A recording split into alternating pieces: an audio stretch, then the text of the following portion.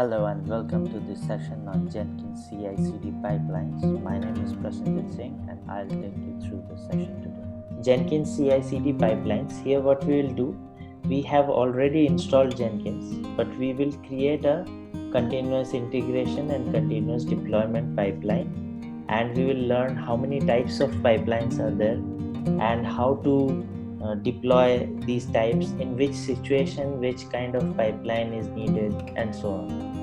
And I have some test cases and repositories also for deploying this, so I'll let you go through this. And we might encounter errors also, because they are all raw code like you get in any company when you start working. So we will get errors throughout our hands-on, and we will fix those errors and move on. So it is not that everything is ready and I'll just run it and move on. So it's better that we get raw code and deploy, we find errors and fix it, and then do it all along. And if there are no errors, then better for us. But let's do it like you would do in any company, or when you're asked to do yourself, like without any help. So the agenda today will be understanding CI/CD pipelines. You know what CI/CD is. There are those steps which we follow in DevOps from end to end, like from getting the code to pushing it into the pipeline, building the code into an artifact. I told you some languages are compiled languages where you have to build the code. Some languages are not compiled, then you can skip that step. So then once the build is done, we build a Docker image out of that code, so that code can be deployed somewhere in some environment. So that environment is also prepared if required, and then the code is deployed to that environment. So this entire process is a CI/CD pipeline. Now this process can also include some steps like test and some steps like monitoring. So today we'll do a bit of testing also. We'll put a test step, a dummy step, and but in the forthcoming session you have another session on the pipeline where you will specifically focus on the test cases and the monitoring and alerts. Like you also get Slack alerts or email alerts after a test case fails or passes. We spoke about this, like DevOps has a feedback loop. As soon as there is error, the developer will get an alert that your code has failed and so on. So those parts we will do in the next session. But today we'll do the CI/CD pipeline. We'll do a demonstration. Like most of the session today will be hands-on, because you will do it. There is nothing to listen more about pipelines, because it's simply code getting in, building it, and pushing it into a final outcome, that is a website or an app or something. So today we'll all do the hands-on. So we'll get to a deep level of this pipeline use cases, because it is not only one type of pipeline. There are many kinds of pipelines, so we will explore those. And also there is not only one kind of language that you might encounter as a DevOps engineer. Like for example, you get into a company where they are using Java, so you have to know how Java is built. So you get into another company where they use Python, so you have to know how Python are built scripts. And somewhere you just have to deploy a simple HTML, so there you have to know how a HTML script is built. So today we'll cover some of these kind of examples, and in the next session also we will continue doing this, adding test cases and the alerts and monitoring, a bit of monitoring also. So by the end of the next session you will be very clear about the CI/CD. But yes, as I said, you will have to keep practicing these things, and it will take a while until you feel very comfortable and confident on these DevOps practice. Okay, then the third thing we'll do is we'll have a freestyle CI. Okay, these are three types of CI/CD pipelines. So we will first explore what a freestyle pipeline is, what a parameterized pipeline is, and what a scripted pipeline is. These are three kinds of pipelines, and you will know that at what stage you will create what kind of pipeline, like what is the demand, and so that which will be the best solution at that point of time. like Freestyle is very easy to configure. So so that will be the first choice. But there are some problems also. I'll tell you what they are. And so these pipelines come in those cases. And then sometimes you have scripted pipelines also. But apart from this, there are more kinds of pipelines which you will cover in the next session, because having everything in one session will make you overwhelmed and confusing. So there are some more like declarative pipelines, and there are some multi-stage pipelines. So two more kinds are there. So we'll cover that when we do the advanced pipeline session, because that is a bit advanced than this. But still you will find this a bit overwhelming today. So you might think the next phase will be more overwhelming, but no, because once you spend more time, things become easier. Today what seems difficult will seem easy for you tomorrow. So keep going at it. All right, so let's begin by revisiting the pipeline. You might have seen this diagram in our previous sessions. So let's just reiterate again so that we are on track and we are on the same page. So first, what happens? We have a code committed by a developer. This code goes to a Git repository. In our case, our repository is in GitHub. So code is there. We have our website code, or Android app code, or we have a Java code or a Python code. Anything that is possible is kept here. Now we also have a Jenkins server, because we created a Jenkins server. We can just start it, and we have a Jenkins server, and we know how to connect Git to Jenkins.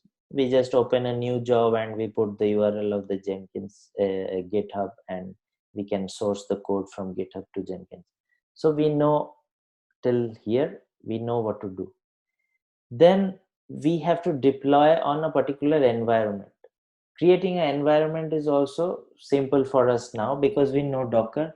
So we can create an image and run anywhere. It can be developed, production, depends like where we will deploy it. So it will go to that environment.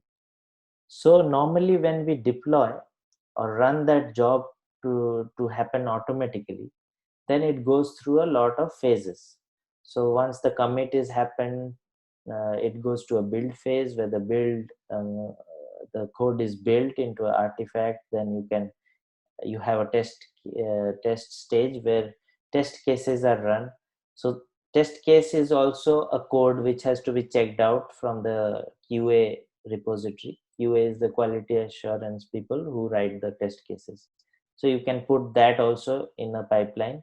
Once the build is done, you can do a test case, and then staging, you can stage it somewhere for someone to validate. This is optional, and then you can deploy it to production or any other environment. Here in this diagram it says this is how it moves from develop to production, but don't worry about that. Like it can be deployed to any environment. Like this is the process which it goes through, and it finally gets deployed, and it finally eventually moves to the production environment in all cases. So that's why on the right side you have the production.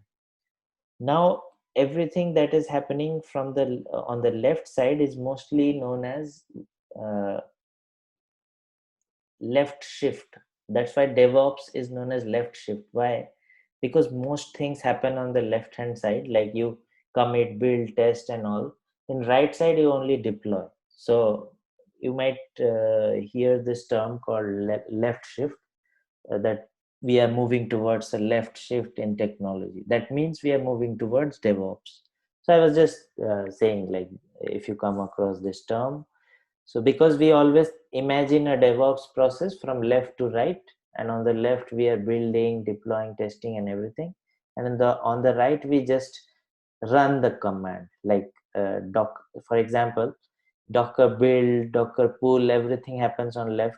On right, you just do the Docker run. So that will only run the outcome.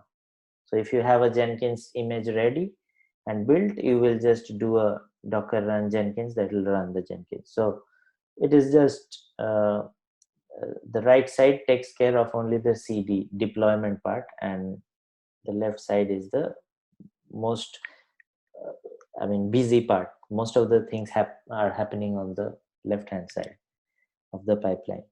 Okay, so that takes us to another view of the CI/CD. This is a closer look of the pipeline. So if we forget about all the parts and the stages, what exactly happens, why this is being shown to you more and more and again, that is because you have to ingrain it into your mind. That CI/CD means what? You have some code which is committed, and as soon as the code is committed, it triggers a series of steps: build, then tests, and there are many kinds of tests also. I spoke a bit about this earlier, and we'll speak about this when we do the automated test cases. For now, I'm just giving a brief idea. Unit test means tests which will actually test the entire software from the outside. Like you just test the overall thing. For example, if I give you something to check, say I write a story and I'll tell you that, can you check this story for me? So you will not check the grammar. Like if I give you just 5 minutes, what will you do? You will just go through the entire story and see the construction is right, understandable. You will say, okay, this is good. But if I ask you to test, very deeply, then you will check the story, you will see the sentences, grammar, how the paragraphs are written, where to modify. So that is a different kind of test. So unit test comprises the entire application to be tested from one glance to see whether it is functionally fine or not very deep. Integration test means it tests whether any third party things that are integrated with the systems, those integrations are working fine or not. For example, I have a, uh, for example, we have that website with the cartoon website. And normally what does the website do? It displays various pictures of cartoons. And if you click on a particular cartoon, it takes us to a shopping cart page where it asks you to buy different things related to the cartoon, like soft toys or t-shirts or mugs, everything. So this page is again connected to MasterCard, Visa, all these websites, so that whenever someone starts to buy something, it will take you to the MasterCard page for payment. So what do we understand from this? If we do a unit test, it will only test our website, how the page is loading, every image is fine or not, any problem with any button or navigation bars, tabs, all those things. But it will not test what happens when you click on MasterCard and go and make a payment. Why? Because unit test doesn't cover anything outside your website. But if you do an integration test, it will test only integrations. Like what have you done with third parties, means outside parties. So your website is yours, but when you click on MasterCard button or payment button, it takes you to the MasterCard site for payment. Whether that process is working fine or not, whether it is timing out very quickly. You might have seen some pages where you make a payment, goes to MasterCard, nothing happens, then suddenly page gets refreshed and halfway you are stuck. Sometimes you make a payment, it's deducted, and then you don't come back to the original page, and you don't know what happened. Like, did you make a purchase or something is wrong? Then you open a support ticket and they will fix it later on. So these kind of situations create a requirement for integration tests, like any third party integrations. Just this MasterCard is just a example. There can be n number of other integrations, and that's why. So for example, you have a website from where you can send messages or something, some alerts. So for that, it is integrated with a third party provider who forwards messages. So these kind of things. And you might have seen in some websites there is a button where they are writing that click this to call us. So as soon as you click it, it pops up a Skype which is installed in your system. Or sometimes nowadays you see buttons where they have the WhatsApp icon. If you click there, it opens their business for WhatsApp in your browser and asks you to connect there and ask them questions. So these kind of things are integrations with third party websites, because that WhatsApp is not a part of this particular website, but it has to be integrated correctly so that the messages can flow seamlessly in and out with that third party. So these kind of tests are called integration. So why I have been telling this, like these steps are covered in the CI part. So you have to know the clear distinction of CI and CD. Continuous integration means the steps which cover your build, your tests, and your integrations. Okay, only that part is covered in CI part of the pipeline, not that Docker build part. Here the code is getting ready, that the code is fine, code is buildable, everything is going good. In the CD part, that Docker build part is done, deploy and deployed to the production. Like even sometimes there is a vague difference, like even the deploy, I mean build part covers the Docker build also, but CD part, what it means, you are doing a deployment to the environment where you desire to deploy that app. Like you are doing the Docker run and then the image in the desired environment. So that part is called the CD.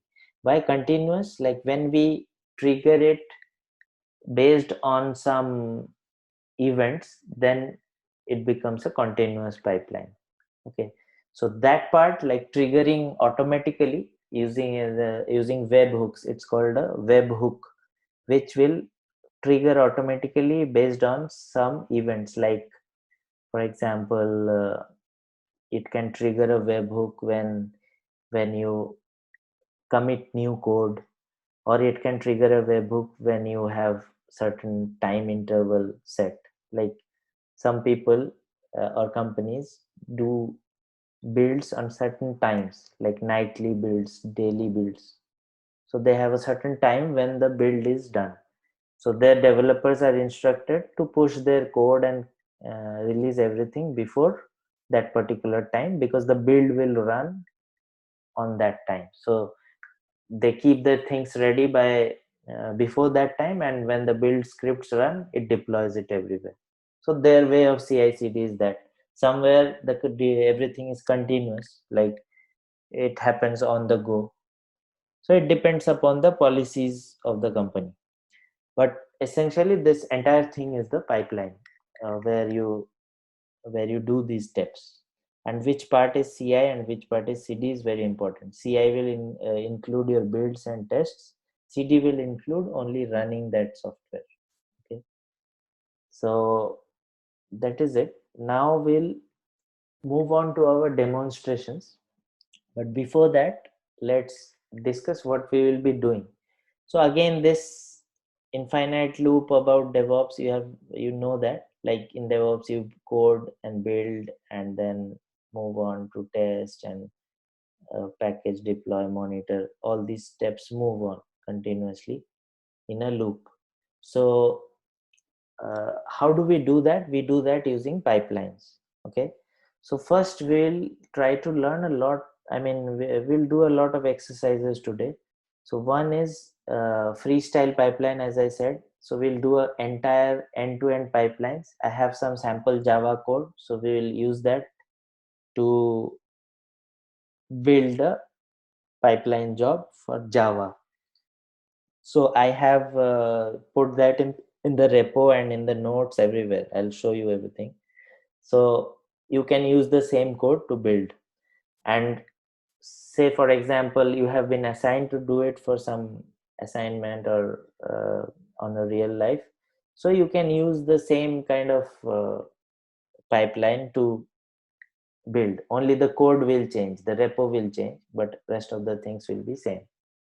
So today's jobs and whatever we'll execute and the jobs we'll execute in the next session will make you a very strong contender for running the entire pipeline flawlessly. So pay attention to whatever is going on. You can even watch the video later on. So freestyle CI/CD pipeline, that is what we are going to do. Same thing we'll do with simple HTML. Like you remember last time we created that cartoon website and run it on Docker. We'll do the same thing, but automatically today with a CI/CD pipeline, which will deploy that HTML code. So that website was just HTML. So we'll run that static HTML website. And we will do multi-branch deployments, parameterized upstream, downstream jobs, and scripted pipelines. So certain things like this one will be covered in the next session. But today we'll do the different kinds of pipelines and then move on. All right, so let's then go and start our virtual box. So this was our Jenkins node, as I told you. So we will do the today's thing on the same Jenkins, because why to install Jenkins again? It's already there. And for safety, I had kept a clone of the Jenkins also. So in case I don't have to install it again, I will use this as a backup. If something is broken or something, we can go back to on this clone. So first, what we have to do before, while this is starting, let me tell you. First of all, we will enter this Jenkins and install Docker on this Jenkins server. You remember last time we had Docker on a separate server because we didn't want to interfere with Jenkins. But today we'll need Docker on the Jenkins server. Why? Because Jenkins will try to build our image. So how will it build the image if it doesn't have Docker inside it? So the Jenkins job will be able to build the Docker only if Docker is installed in it. Okay, but no one is going to run the commands manually. It will be done through that Jenkins GUI only, but the image has to be built here. Okay, so only thing we have to do is to get the IP address 192.168.0.142, and we will connect it from our terminal. So let's close this.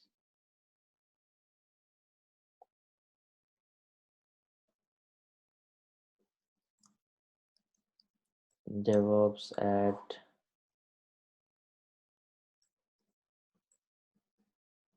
0.142, I think.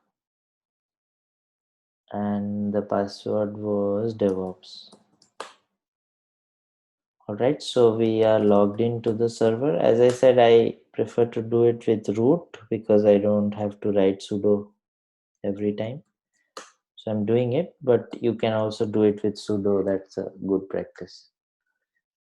All right, so we have this ready. Now let's go to the notes so that I show you where I have written all those stuff so that you can follow it when I'm not there and you are doing it on your own.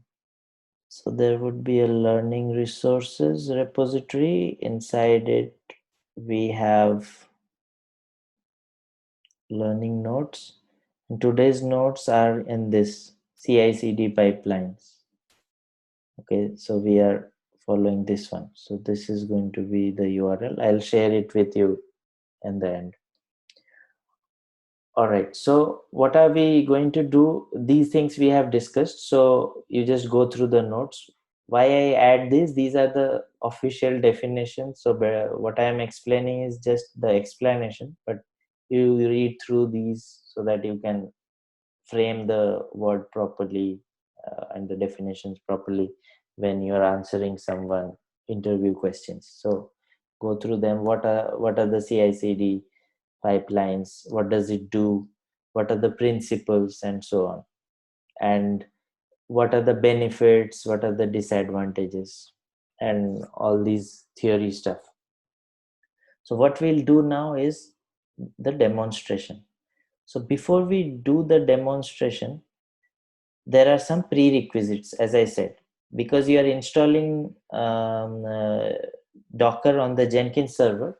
So our task here is to do the installation of Docker on the same Jenkins node. So I have written like what you have to do. And you remember it's the same commands that we use to install Docker. Okay. So we will just run these commands on our node. I think Docker was already there. Okay, it's there already. Only thing is we have to add something so that our Jenkins can use Docker. I will explain you this command. So user mod is a Linux command which modifies a user and gives, you can add the user to a particular group. So when you install Docker, in Linux, a group called Docker is created, like this one. And when you install Jenkins, a user called Jenkins is created. When you add Jenkins user to the Docker group, then Jenkins user can run Docker. Okay. Because in Linux, a particular user cannot run everything for security reasons. Okay. Which is a good practice. So that's why Linux servers are more secure, because all these policies are in place. For example, while you are a root user, you can do everything because you are administrator. So whenever we go to as root, we can write Docker PS and all that. You remember last time we tried Docker PS from outside root, then it was showing that is the Docker daemon running, but Docker was already running. It wasn't able to run it. Why? Because wasn't able to see it because it did not have permissions to watch Docker processes unless you are added to the Docker group. So this command just adds your user to the Docker group so that your user can also run the Docker commands. So Jenkins user is our user which runs Jenkins. You might be thinking we did not create this user when we installed Jenkins. You are correct, but when you install Jenkins itself, the script creates this user, and everything Jenkins does, it does it as the Jenkins user. So this happens in the background. So what we are doing is we are just adding this user to the Docker group.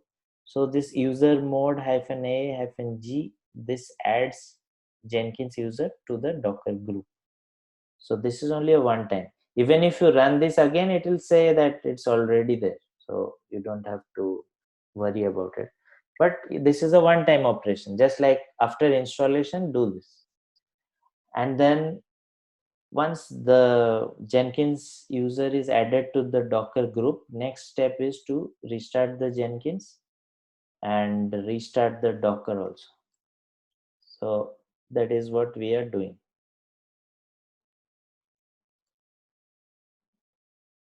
It should be restart, because just in case it is already started, then it will fail. So better to restart, so it will stop and start it. And you can see the status also, whether Docker is running or not. And you can look at the status whether Jenkins is running or not, just by changing Docker to Jenkins. So it is active. All right. So we can even verify by checking the Jenkins is there or not here. So we are getting the Jenkins login form. So that means Jenkins is running. So this is the prerequisite part before we start with the pipeline. So this has to be done only once, not every day. Once it is done, from the next time, whenever you create a pipeline, pipeline will work. Now today we'll cover these kinds of pipeline. Freestyle, 2 types, upstream, downstream, and scheduled jobs, and then the parameterized pipeline and a scripted pipeline. So these are the 5 things we will be doing. So it will take around 1 hour or a little bit more than that. So let's see, we'll try to finish it, because these things you have some idea, the static one, but the Java you will need to understand a bit. upstream, downstream, and different types of plugins. And we might also encounter some errors, so we'll try to fix that.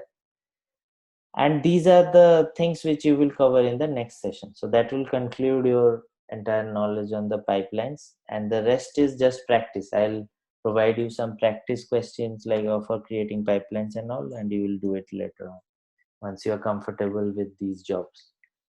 Okay, so let's sign into the Jenkins, and then we can continue.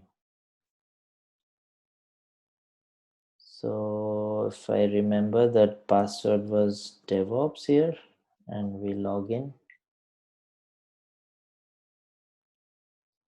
Okay, so we are logged into the same Jenkins server. You remember we had some old jobs which we tried the day we installed it. So let them be. We can add new jobs. So our first task is to create a freestyle CI/CD pipeline, and the code is here. So let's open the code also parallelly. So I have created a repository for Jenkins. What have I done and what are the things I have added? Let me discuss a bit, and then we'll move on to create the job. You remember the website code we had? So that code is there inside this HTML folder, that simple website code. And outside we have a Docker file. This was also there last time we created. So this Docker file was also there with the wrapper.sh and all that. So I have just put it in the root of the repository. Readme, nothing to do. It's only what commands are being run and all. So this part was already done in the previous session. We did this manually. Remember, we cloned the code, and we did chmod, and then we ran the Docker build, and we did a Docker run, and the website started running on a particular port which we have set here. That port it will run. So today we'll do this part. We'll run it not manually but through the CI/CD pipeline. So here the steps are defined. You can go through it, but anyways, I'll be doing this so you can see the steps also. So first it is saying define the repo. Then next it is saying uh, run these things on the shell script window of the Jenkins job, and then execute the job. So that should build the image and do everything automatically. Okay, so we'll discuss what the script is, but before that, let's first create the image. So we'll run this static site Docker and try to build it through Jenkins.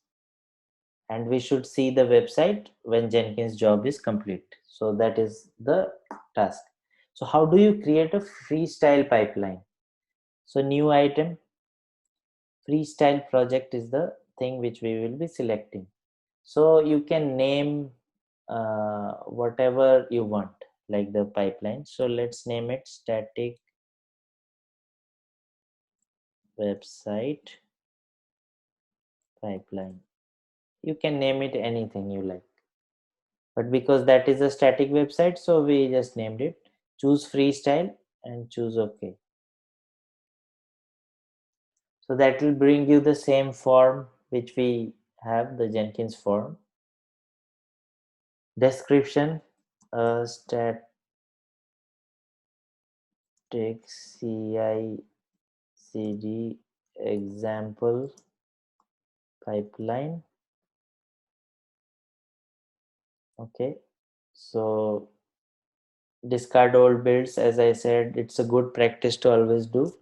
Days you can either mention. I normally choose to mention number of builds, so I make it 10. So it will keep the last 10 builds, and if something is older than that, it will delete. You can also, if your company defines that the old record of the builds has to be kept for a particular time, then keep this blank and make this number of days you want to keep. So 30 days, 60 days, 90 days, that way. So whichever is suitable. Number of builds, like how many times it has been built, it will keep the last 10 and then delete the rest. And days, it will keep the last that many days build. Okay, I find this safer, so that's why I use this. Why? Let me tell you a bit.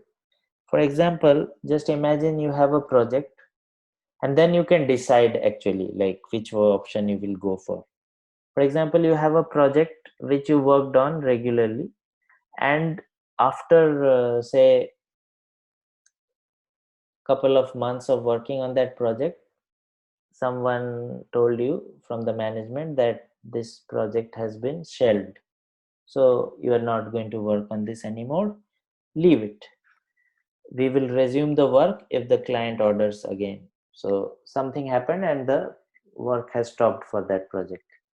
Now if you have chosen this option, say for example you chose this for taking a backup for 30 days and moved on, and that project was stopped for 30 days, no one touched anything, so after 30 days it will clear anything, it will clear everything, so you don't have any backup of that build job. So that's the reason. I mean, if you have a fear that this project might stop or something, better to keep a maximum number. So if I keep it 10, at least last 10 builds will be there. So I'll show you what builds are when we come to that. So just make it like what I am doing. GitHub project. Here you have to write the project URL. So for our case, the URL is here. So we put the GitHub project here. This step is also optional, like you can either put it here or you can put it here as well. So but it is a good practice to put here, so better not do this one. And then these are options which we don't need here, and credentials we don't need here in this case because it is a public repository. Next time when we do some advanced pipelines, I'll show you a private repository example as well, so that you know how to add the credential and the keys. So we'll go to that, not everything on one go. Let's go simple and it starts getting difficult. Okay, so source code management here, and rest of the things no need to do anything. Branches, by default we are using the master branch. If there is something specific like someone asks to use a develop branch or something, then you can use that also. Normally developers will ask you for a develop branch, but since in GitHub we are not creating a develop branch here, so we are using a master branch, because the intention is not like it's just a thing of changing the text. Our intention is to learn how the pipeline will work. So now we have created this, defined this, that means the code will be checked out. Next, how the code will be built. All right, these build triggers will come to it in the next experiment. So to now you just imagine the build will be triggered by you, not automatically. You will click a button to build this. So we are leaving this alone also. Next is build environment. If you have to set any environment variables, then it is normally set here. But normally in this particular job, we don't have to set any environment variables. So this part is also left blank. This is a generic template, so they give you all the options, so it is not necessary that you have to have all the options ticked or something like that. So whatever is bare minimum needed, that is only used, because you don't want to get into things which are not needed for that project. So you just follow like what steps I am choosing. In those cases you will choose those steps. Next comes the build phase. This is required for us because we want to build our Docker image and put the code into the Docker and get our Docker uh, image there. So how do we do that? We select this option, execute shell. Now it is asking us to write some commands inside it. So here what we will do, we will write these commands. You remember I told you like select the shell script and run the script as below. So this is the command we are copying and putting it here. So what does these commands do? First command runs the Jenkins the script, it gives the executable permission to the script. Second command runs the script. Okay, so that is as simple as that. Post build actions, we don't have any post build actions. This is the place where we put Slack alert, success, failure definitions, and so on. So when we do that kind of a pipeline which has a Slack alert or a mail after the build is successful or failed, so we will add that step there. So it depends on what is the requirement of that pipeline, so you define it that way. So we are done. We will save the pipeline. So we have a static website pipeline. When that website is up, we should see that website is working. Now, what is written in that script? Let's go back to that form. If you click configure, you go back to the same thing. You can even edit it and save it again. So you remember we are triggering this script to do everything. Actually, there is no magic here, right? First thing is take the code and bring it to the Jenkins server. Done. Second is deploy the script and it will do the rest of the things. So there should be some magic in that script that is doing the steps. So how that CI/CD steps are achieved, we will see inside that script. And if it runs perfectly, then we know that script is fine. Otherwise, we'll modify that script. Okay. So let's see what is in that script. So what I have written in this script is first defined various stages. Go through it. It is a easy script. Like mostly it is a demonstrative script. So I am just showing dummy things happening, like real things are not happening, so it is just defining the phases. So first it says that starting the CICD task, and then if everything goes fine, it will start the build. This is HTML, so as I said, HTML won't need builds, so this step is just a dummy step.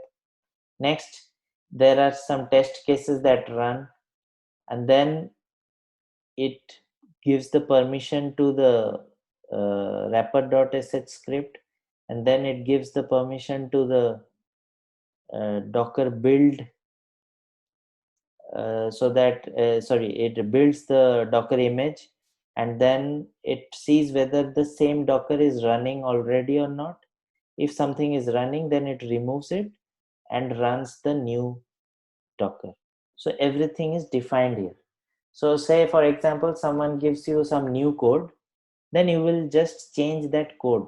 Rest of the things will remain same, and you will change the name of the docker image which you will build. For example, if it will be a JavaScript, you will write Java site or whatever name you want to give, so that way that server will be deployed. So we'll come to this script again if required. Let's see how it executes and if it has some errors or not. Build again.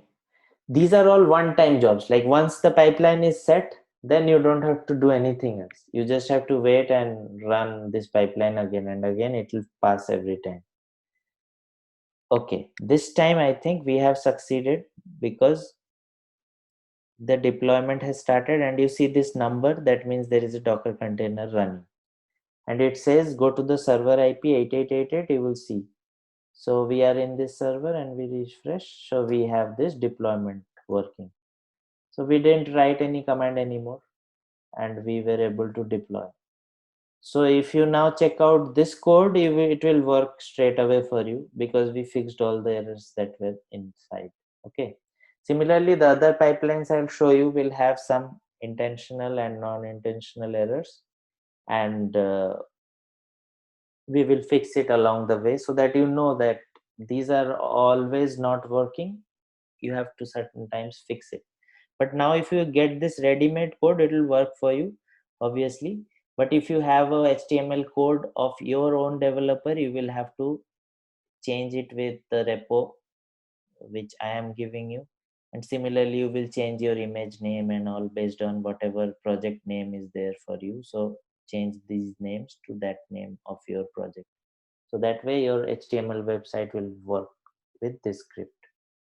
And in that script, we even saw all the steps like CICD. First, the code was collected, the permission was given, then the code was built here.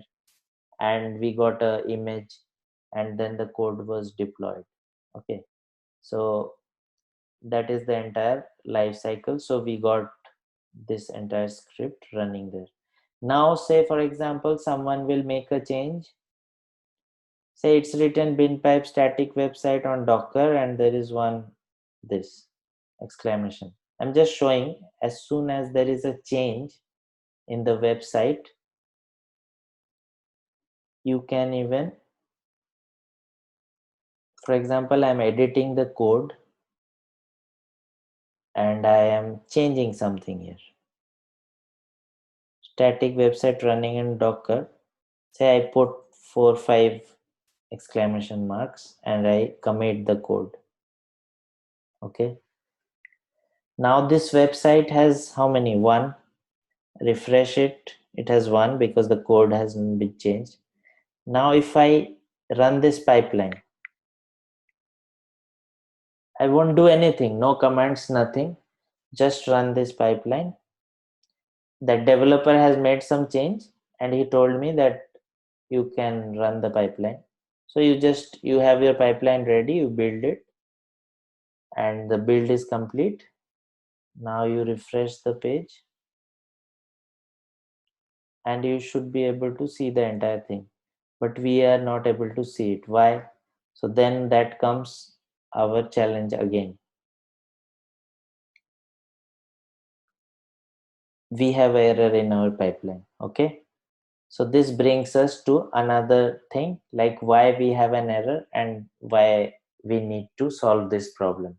So our pipeline is still not perfect. Okay, so what is the error? Again, let's read it. Like the way we are debugging, mostly in other, I mean, if you follow other DevOps things, you won't see this kind of, like, people will work, it works one time and they move on. But these are the errors which happen on your day-to-day life. So better to go through these errors and fix them. So we saw pipeline worked fine once, but he made a change and we built it. The script ran fine, but I don't see the change. And when I go to the console, I see that there is an error. Docker daemon driver, this connectivity has failed. And what does it say? It says that the bind has failed because the port is already allocated. That means if I go to the server, I will see that Docker is already running the older website on this port. So that is the reason my new image is not getting deployed. So what does that mean? I have to write a step to remove this image. Right? What is the current image name? It is something not equal to what we are searching for. So that is the problem. So how we will solve it? I don't think we will have to change anything here. We have to clear everything and try to run it couple of times to see what happens. Because initially the image name wasn't what we gave it, so that's why we are removing it. So now you don't have anything running here. Now you can do the deployment. First time it will work, but second time if it works, then only our theory is proved.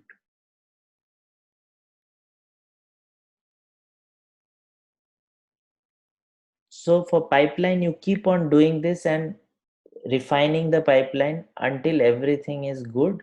Only then you know that script is solid. Now this script will work. So here, now the first run is fine. So you will see the multiple exclamations. So that is fine. But let's see if it is consistent or not. So again, sorry, not this script. Sorry, I'll remove those exclamations and just keep one so that we can again be sure it is working fine or not. Where is it?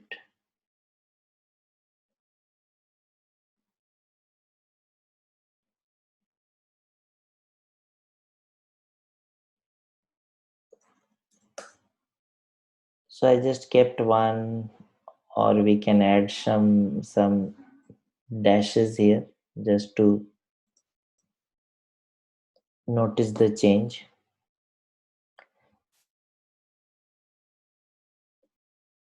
All right, so we have that here.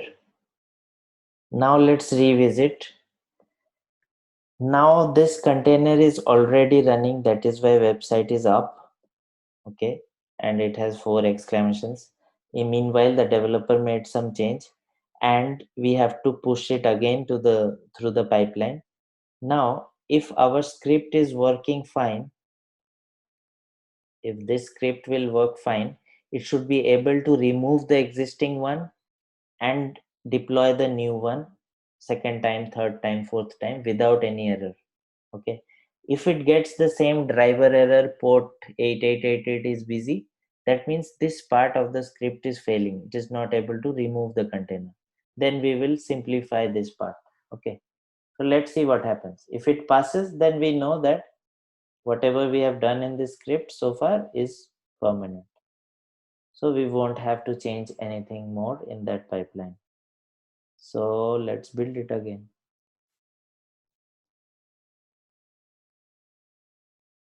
So before a pipeline is made public, like before you give it to the developer to use, you will test all these again and again so that everything on your end is perfect, because they will find this error again and again, means they will think that this DevOps person hasn't tested. So now this time we don't see that error. So if I refresh the page, this should vanish and those dashes and all those things will come. So it's working. So I think we have now made the pipeline perfect. So we don't have to do anything in the script anymore. Okay. But to verify, let's change our code again and again. For example, this guy is changing things and asking you to build. So the number of times you build, it should start working fine. Okay. So for example, I remove the all of that.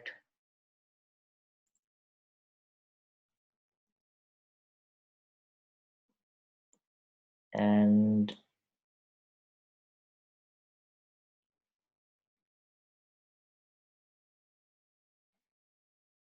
that should be enough. Like we'll know.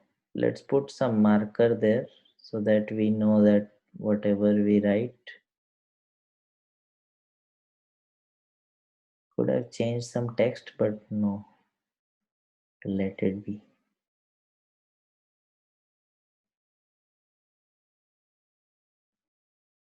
Where is our...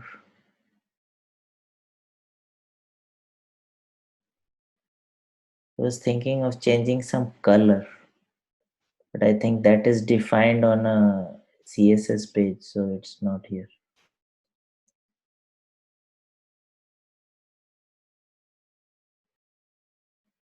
We can change this one.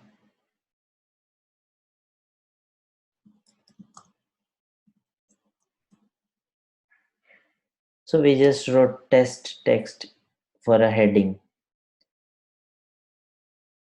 and we commit the changes.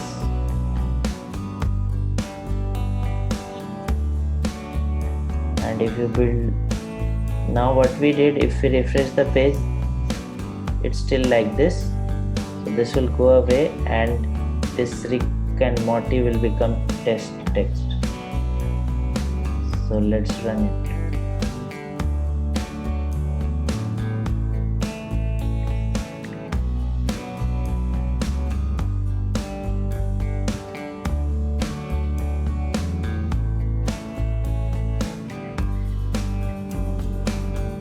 Alright, so everything was fine without an error. So it should work. See, the new thing has come here. So you see how DevOps is enabling things to deploy in a second or a few seconds. If it would have been done normally, you imagine someone will write this code and give it to the other guy. He goes, creates a server, installs Apache, Nginx web server, put that code there, then run the service, then it will start the website. But here, apart from what we did in the script, that was 10-15 minutes thing. Once your script is ready, there is nothing else to do.